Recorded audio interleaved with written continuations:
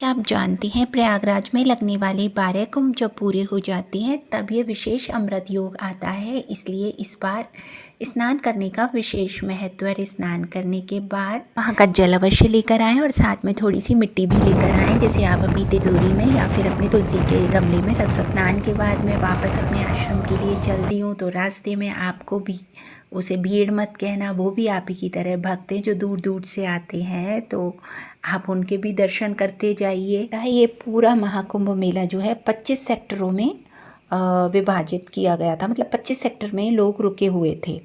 40 से ज़्यादा घाट संगम तट पर बनाए गए और 5,000 करोड़ से भी ज़्यादा खर्चा किया गया।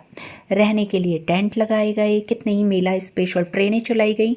और जो बालू वाली रोड थी वहाँ पर देखो लोहे की कितनी अच्छी रोड बना दी गई कि हमारी गाड़ियाँ वहाँ से निकल सकती थी।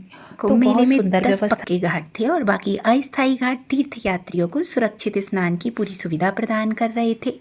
करीब 15,000 श्रमिकों की मेहनत से एक साल के अंदर 94 करोड़ रुपए की लागत से इन घाटों को बनाया गया, जिससे कि एक बार में 1 से 1.5 लाख लोग स्नान कर।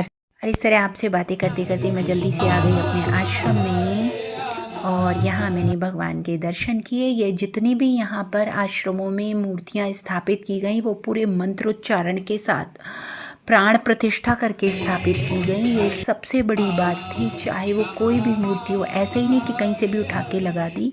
और यहाँ पूरा देखिए सुंदर भजन कीर्तन ये 24 घंटे चलता रहता है। तो यहाँ भक्ति रस गंगा यमुना बह रही है। आप जानते हो जब बृहस्पति ग्रह कुंभ राशि में प्रवेश करता है और सूर्य मकर में, तब कुंभ मेला आयोजित होता है। तो बृहस्पति को अपना ये चक्र पूरे करने में 12 साल का समय लगता है और हर 12 साल में नदियाँ भी अपना कायाकल्प कर लेती हैं। कहते हैं कि गंगा मैया सबके पाप धोती हैं, तो गंगा मैया भी इतने सालों में कहती हैं कि मैं भी दूषित हो जाती हूँ पाप धोते धोते। तो इसलिए 12 साल में सरस्वती माँ, यमुना, ये तीनों मिलके वो बिल्कुल पवित्र हो जाती हैं फिर से, ऐसा पौराणिक कथाओं में कहा जाता है। और फिर मैंने यहाँ ये प्रवचन सुना। उसके बाद भाई मुझे भूख लग रही थी तो मैं आई। देखो ये सबका देखते हुए इस तरह से आश्रमों में बहुत सुंदर रहने की व्यवस्था है। और मैं अपने रूम में आ गई। अभी तक तो मुझे नीचे सोने को मिला था, ये मुझे भोजन भी मिल गया, लेकिन अब मुझे अपना बेड मिल गया है क्योंकि कुछ रूम खाली होते जाते हैं, लोग आते जाते रहते हैं, तो बड़ा सुंदर मुझे बेड भी मिल गया। अब बेड मिल गया तो नींद भी आ जाएगी क्योंकि मैं थकी हुई थी सुबह से और भोजन भी मिल चुका था। फिर उठने के बाद फिर मैंने दर्शन किए साधु संतों के, और इतने महान लोग यहाँ आते हैं। कहते हैं महाकुंभ विश्व का सबसे बड़ा धार्मिक समागम माना। अब यात्रा पूरी नहीं हुई है। अब सबसे खास बात कि नाग वासुकी द्वार पर 5,51,00,000 रुद्राक्षों से 11 फीट ऊंची 12 ज्योतिर्लिंग की स्थापना की गई थी। हम वहाँ के दर्शन करते हैं तो यहाँ पूरा ये रुद्राक्षमय हो रहा था। ये नंदी जी यहाँ आप सब देख सकते हो, कितना सुंदर। कहते हैं नाग वासुकी मंदिर को दर्शन जब तक आप नहीं करते हो तब तक आपकी ये यात्रा पूरी नहीं मानी जाती। तो पहले रास्ते में हम इसके दर्शन करते हुए अब हम जा रहे हैं नाग वासुकी मंदिर। और ये भी कहा जाता है कि जो महाकुंभ होता है यहाँ पे दृश्य अदृश्य समस्त शक्तियाँ आती हैं। यक्ष हो, किन्नर हो, गंधर्व, सिद्ध, साधक, देवी देवता, वैष्णव, भोगी, रोगी, योगी, अघोरी, असुर, ग्रह नक्षत्र सभी आते हैं। लेकिन जो सुबह के समय स्नान करते हैं उसका तो विशेष लाभ होता है। आकर अपने जो भी इष्ट देव हैं उनकी आराधना अवश्य करनी चाहिए स्नान के साथ साथ, तो ज़्यादा पुण्य लाभ प्राप्त होता है। मैंने ऐसा रुद्राक्ष वाला जो मंदिर था ये बनाया गया है पहली बार देखा। यहाँ गौरा पार्वती से लेके सबकी विशाल सुंदर मूर्ति स्थापित की गई थी और बड़े बड़े घंटे लटक रहे थे। और कहीं भी प्रयागराज में किसी भी कोने में जाओ, मतलब सब जगह ऐसा लग रहा था कि जैसे साक्षात आप ईश्वर की नगरी में आ गए हो। और अब हम पहुंच गए नाग वासुकी मंदिर में। तो यहाँ सीढ़ियाँ चढ़ के आपको ऊपर जाना होगा। मैंने यहाँ अपना फ़ोटो भी क्लिक करवाया। इस मंदिर के बारे में कहा जाता है कि जब समुद्र मंथन हुआ था तो जो नाग वासुकी की रस्सी बनाकर जो समुद्र मंथन किया गया था और उसी में से अमृत कलश निकला था।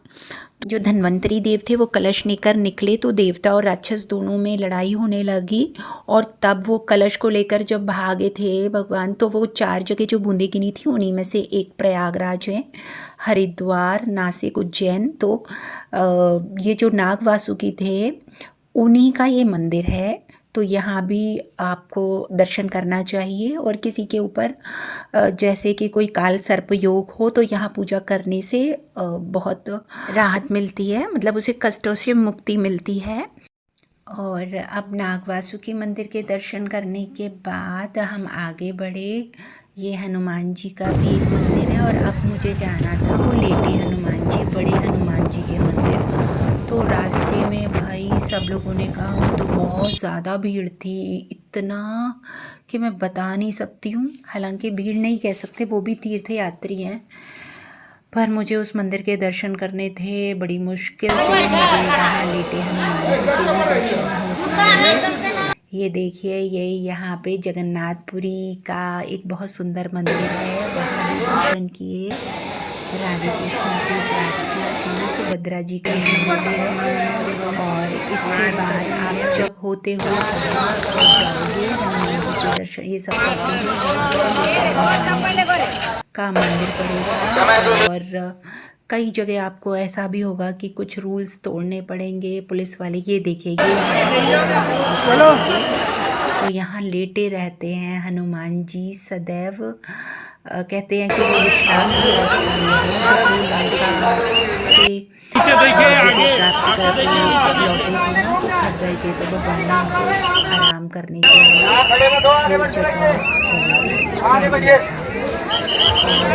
मुझे यहाँ से एक रूल तोड़ना पड़ा भाई। मुझे पीछे वाले गेट से जाने के लिए कहाँ से कूद के मैं दर्शन कर पाई, क्योंकि सारे रास्ते जाम कर दिए थे और पुलिस वाले किसी की बात सुनते तो है नहीं। वीआईपीज़ के लिए तो बहुत अच्छा होता है, लेकिन हम जैसे साधारण लोगों के लिए तो बहुत मुश्किल होती है। और उसके बाद पातालपुरी, तो पातालपुरी के भी दर्शन ज़रूर करके आना अगर आप पहली बार जा रहे हो। और यहाँ अक्षय वट है जो बहुत हज़ारों करोड़ों साल पुराना है।